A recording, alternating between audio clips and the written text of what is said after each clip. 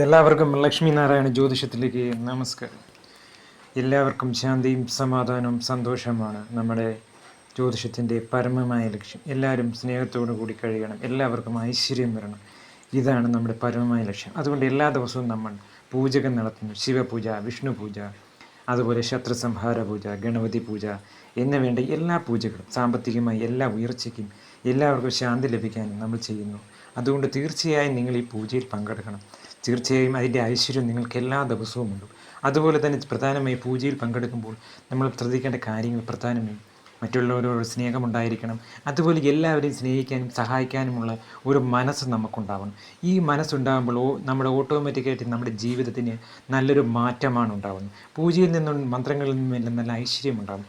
അതാണ് നമ്മുടെ കരുത്തെന്ന് പറയുന്നത്. നമ്മൾ ആ മന്ത്രം ജപിക്കുമ്പോൾ തന്നെ പ്രത്യേകിച്ച് രാഹുവിൻ്റെയോ ശനിയുടെയോ ഒരുവിധ ദോഷങ്ങൾ എന്ന് പറയുന്നത് ജ്യോതിഷം പറഞ്ഞ് പേടിപ്പിക്കുകയാണ്. ഒരു ദോഷവും ആർക്കുമില്ല. എല്ലാം നമ്മുടെ വിശ്വാസമാണ്. ഉറച്ച വിശ്വാസമുള്ളവന് ഒരിക്കലും പരാജയമില്ല. അതുപോലെ തന്നെ ആ കൂടെ നിൽക്കുന്ന ആൾക്കാർ സപ്പോർട്ട് ചെയ്യണം. എപ്പോഴും ജ്യോതിഷം നമ്മുടെ രീതി എല്ലാവർക്കും സപ്പോർട്ട് ചെയ്യണം എന്നുള്ളതാണ്.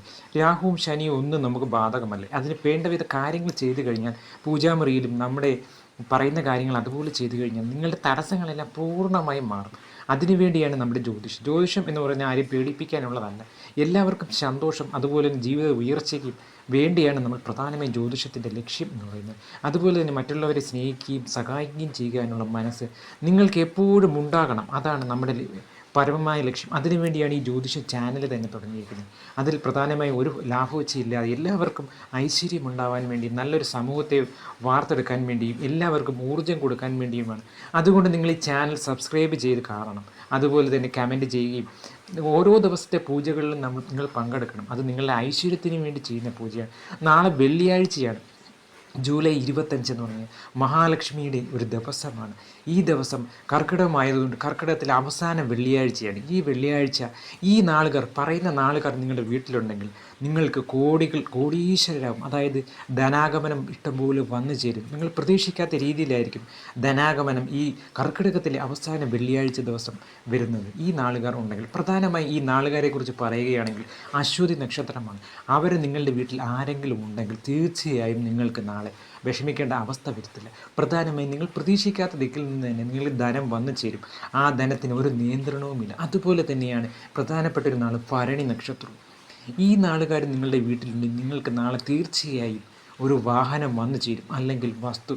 ഇതിലേതെങ്കിലും ഒന്ന് വന്നു ചേരും എന്നുള്ളതിൽ ഒരു സംശയവും വേണ്ട. അതുപോലെ ശ്രേഷ്ഠകരമായിട്ടൊരു നാളാണ് കാർത്തിക നക്ഷത്രം. അവർ നിങ്ങളുടെ വീട്ടിൽ ആരെങ്കിലും ഒരാളുണ്ടെങ്കിൽ തീർച്ചയായിട്ടും നിങ്ങളുടെ ധനത്തിൻ്റെ ബുദ്ധിമുട്ടുകളെല്ലാം നാളെ മാറിക്കിട്ടും. എല്ലാ വിധത്തിലുള്ള ഐശ്വര്യങ്ങളാണ് ഈ കാർത്തികക്കാർ നാളെ നിങ്ങളുടെ വീട്ടിലുണ്ടെങ്കിൽ.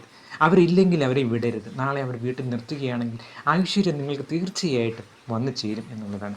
അതുപോലെ തന്നെ രേവതി നക്ഷത്രം. ഈ രേവതി നക്ഷത്രം നാളെ നിങ്ങളുടെ വീട്ടിലുണ്ടെങ്കിൽ നിങ്ങൾ എന്ത് പ്രശ്നങ്ങളുണ്ടെങ്കിലും അതെല്ലാം മാറ്റാൻ ലക്ഷ്മി ദേവി ഐശ്വര്യ രൂപത്തിൽ ഈ രേവതിയുടെ രൂപത്തിൽ, അതായത് ഈ നക്ഷത്രത്തിൻ്റെ രൂപത്തിൽ നിങ്ങളെ വന്ന് സഹായിക്കും. നിങ്ങളുടെ എല്ലാ പ്രശ്നങ്ങളും മാറ്റും. അതുകൊണ്ട് കർക്കിടകത്തിലെ അവസാന വെള്ളിയാഴ്ചയാണ് ജൂലൈ 25. ഈ 25 ദിവസം നിങ്ങൾ ചൂതാട്ടത്തിൽ പങ്കെടുത്താൽ പോലും നിങ്ങൾക്ക് വിജയിക്കും. ഈ രേവതിയെ കൊണ്ട് എടുപ്പിക്കുകയാണെങ്കിൽ നിങ്ങൾക്ക് ലോട്ടറി ഭാഗ്യം സ്ഥിരമായി കിട്ടും.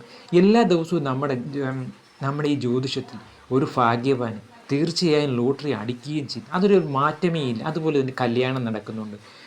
പലർക്കും പല വാഹനങ്ങൾ മേടിക്കാൻ പറ്റും. ഇതെല്ലാം നിങ്ങളുടെ എല്ലാം പ്രാർത്ഥനയും നമ്മളുടെ പൂജയുടെയും ഫലമായാണ് ഇതെല്ലാം ഉണ്ടാകുന്നത്. അതുകൊണ്ട് തീർച്ചയായും നിങ്ങൾ ഈ പൂജയിൽ പങ്കെടുക്കണം. നിങ്ങളുടെ പേര് നാളെ മാത്രം പറഞ്ഞു കഴിഞ്ഞാൽ എല്ലാ വിധത്തിലുള്ള ഐശ്വര്യങ്ങളും നിങ്ങൾക്ക് വന്നു ചേരാനുള്ള സാധ്യതയാണ് വന്നത്. അതുകൊണ്ട് നിങ്ങൾ എല്ലാ ദിവസവും പൂജയിൽ പങ്കെടുക്കുകയും ചാനൽ സബ്സ്ക്രൈബ് ചെയ്യുകയും ചെയ്യണം. അതുകൊണ്ട് നിങ്ങൾക്ക് എല്ലാവിധ ഐശ്വര്യങ്ങളും വരും. അതുപോലെ തന്നെ അടുത്ത നാളെ ഉത്രട്ടാതി നക്ഷത്രം. അവർക്ക് നല്ല വെച്ചടിയാണ്.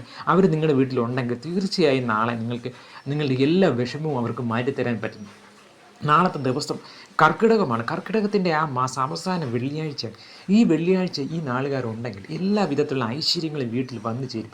അതുപോലെ തന്നെ തിരുവോണക്കാരും അവിട്ടക്കാരും നിങ്ങളുടെ വീട്ടിലുണ്ടോ തീർച്ചയായും നാളെ ഐശ്വര്യങ്ങളുടെ ഒരു ജാഗ്രത തന്നെ നാളെ വന്നു ചേരും. അത് ഏത് വിധേന എന്നൊന്നും പറയാൻ പറ്റത്തില്ല. നിങ്ങൾ വിചാരിക്കാത്ത രീതിയിലുള്ള ഐശ്വര്യങ്ങൾ വന്നു ചേരും. നിങ്ങളുടെ എല്ലാ പ്രശ്നങ്ങളും മാറ്റുകയും ചെയ്യും. അതുപോലെ തന്നെ അത്തക്കാർ നിങ്ങളുടെ വീട്ടിലുണ്ടോ? നാളെ നിങ്ങൾ പേടിക്കുകയും വേണ്ട. എല്ലാ തരത്തിലുള്ള പ്രശ്നങ്ങളും മാറ്റിയെടുക്കാൻ ഈ നാളുകാരെ കൊണ്ട് നാളത്തെ വെള്ളിയാഴ്ച, അതുപോലെ നാളെ വെള്ളിയാഴ്ച എന്ന് പറഞ്ഞതുകൊണ്ട് പ്രത്യേകം ശ്രദ്ധിക്കേണ്ട ഒരു കാര്യമാണ്. ലക്ഷ്മി ദേവിയുടെ പൂജ ഒരു പ്രധാന ഘടകമാണ്.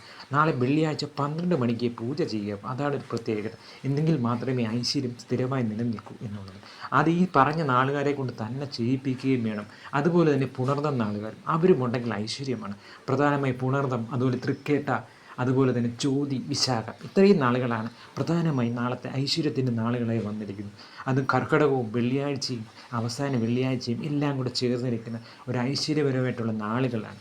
ഈ നാളുകാർ വന്നിട്ടുണ്ട്. അതുപോലെ തന്നെ നമുക്ക് രോഹിണിക്ക് 50% ചാൻസ് കൊടുക്കുക. ഇത്രയും നാളുകൾ ചേരുമ്പോൾ നാളത്തെ ഐശ്വര്യത്തിൻ്റെ ഒരു ചാകരയാണ് നാളെ വരാൻ പോകുന്നത്. അതിൽ ഈ നാളുകാരുണ്ട്. അതുകൊണ്ട് ഇവരെ കൊണ്ട് തന്നെ നാളെ നിങ്ങൾ കത്തിക്കണം, വിളക്ക് കത്തിക്കണം. രാവിലെ 5 തിരിയിട്ട് വിളക്ക് കത്തിച്ചു കഴിഞ്ഞാൽ എല്ലാവിധ ഐശ്വര്യങ്ങളും ഉണ്ട്. അതുപോലെ 12 മണിക്ക് പൂജയ്ക്ക് വേണ്ടി നിങ്ങളൊരു പൂജയും ചെയ്യണം. പ്രധാന പൂജയെന്ന് പറഞ്ഞാൽ ലക്ഷ്മിയുടെ അഷ്ടോത്തരം ജപിച്ച് തന്നെ നിങ്ങൾ നാളെ 5 തിരിയിട്ട് കത്തിക്കണം. രാവിലെയും കത്തിക്കണം. അതുപോലെ 12 മണിക്ക് ലക്ഷ്മി ദേവിക്ക് വെള്ളപ്പൂക്കൾ കൊണ്ടാണ് ചെയ്യേണ്ടത്. വെള്ളപ്പൂ ഇല്ലെങ്കിൽ സാധാരണ പൂവായാലും മതി. എന്നാലും വെള്ളപ്പൂ കിട്ടാൻ നോക്കണം. വെള്ളിയാഴ്ച ആയതുകൊണ്ട് ദേവിക്ക് വെള്ളപ്പൂ, താമരപ്പൂ ഇങ്ങനെയുള്ള പൂക്കളോടാണ് വളരെയധികം സംതൃപ്തി. അവരിലാണ് ഏറ്റവും കൂടുതൽ ദേവി പ്രീതി കാണിക്കുന്നത്. അവ പ്രത്യേകം ശ്രദ്ധിക്കേണ്ട കാര്യങ്ങളാണ്. 12 മണിക്കുള്ള പൂജ പ്രധാനമാണ്. ആ പൂജ കഴിയുമ്പോൾ നിങ്ങൾക്കറിയാം, ആരെങ്കിലും ദാനധർമ്മം ചോദിക്കുകയോ സഹായം ചോദിക്കുകയോ ചെയ്താൽ ഉടനടി തന്നെ നിങ്ങളത് കൊടുക്കണം. ആ നിമിഷം തന്നെ നിങ്ങൾക്ക് എല്ലാവിധ ഐശ്വര്യങ്ങളും ഉടനടി നടക്കുകയും ചെയ്യും. അതുകൊണ്ട് നിങ്ങളുടെ എല്ലാ സാമ്പത്തിക ബുദ്ധിമുട്ടുകളും മാറാൻ ഈ നാളുകാർ നിങ്ങളുടെ വീട്ടിലുണ്ടെങ്കിൽ നിങ്ങൾ രക്ഷപ്പെട്ടു. കർക്കിടകത്തിലെ അവസാന വെള്ളിയാഴ്ചയാണ്. ഈ നാളുകാരാണ് നിങ്ങൾക്ക് ഏറ്റവും കൂടുതൽ കോടീശ്വര രോഗം ഉണ്ടാക്കുന്നത്, അല്ലെങ്കിൽ നല്ല സമയം, അല്ലെങ്കിൽ പണം ഉണ്ടാക്കുന്നത്. എല്ലാ വിധത്തിലുള്ള ഐശ്വര്യങ്ങളും ഇവർ കൊണ്ടുതരും എന്നുള്ളതിൽ ഒരു സംശയവുമുണ്ട്. നിങ്ങൾ ദേവിയുടെ അഷ്ടോത്തര മന്ത്രം ജപിക്കാൻ പ്രത്യേകം ശ്രദ്ധിച്ചോടും. രാവിലെ 5 തിരിയിട്ട് കത്തിച്ച് 12 മണിക്ക് ദേവിക്കുള്ള വെള്ളപ്പൂക്കൾ കൊണ്ട് ദേവിക്ക് അഭിഷേകം ചെയ്യും. അത് കഴിഞ്ഞാൽ ആരെങ്കിലും ദാനധർമ്മം ചെയ്യും. അത്രയും ചെയ്തു കഴിഞ്ഞാൽ നിങ്ങൾക്ക് എല്ലാ വിധത്തിലുള്ള ഐശ്വര്യങ്ങളും ദേവി കൊണ്ടുതരും എന്നറിയുന്നു. എല്ലാവർക്കും എല്ലാവിധ ഐശ്വര്യങ്ങളും ഉണ്ടാവണം. നല്ല ആത്മവിശ്വാസത്തോടു കൂടി നിങ്ങൾ മുന്നോട്ട് പോകും. നിങ്ങൾ വിജയിക്കുക തന്നെയാണ്. ഓം ലക്ഷ്മി നാരായണ നമഃ.